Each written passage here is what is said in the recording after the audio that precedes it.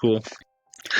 Kind of look at the team building side. I think what have been some of your favorite team building moments in this meta? Any new Pokemon that you particularly enjoy, whether it is a Paradoxmon, a Paldeanmon, or if it's someone who's come back with recent updates with a new buff, whether it's an ability or access to a new move, or just has a completely different context inside of a new metagame. What have you kind of really Mhm.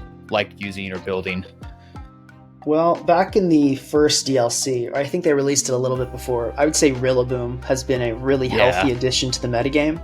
Yeah. Now, in Gen 8, I was not a fan of it, mainly because the extremely powerful, kind of unconditional priority was. It was a lot, and I thought it Mhm. just, really, I thought it limited offensive play styles too much.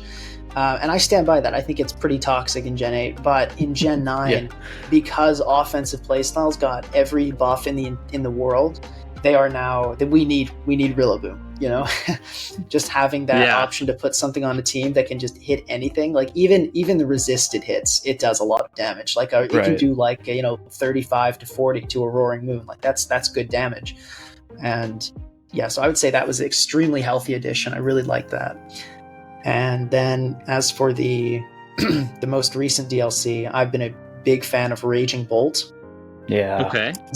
Usually every time there's a new Pokemon that's like a top tier, I'm kind of against it because often the more really strong, powerful top tiers you have, the harder it becomes to actually build teams that aren't just Mm-hmm. the same sort of copy paste like top four Pokemon type thing.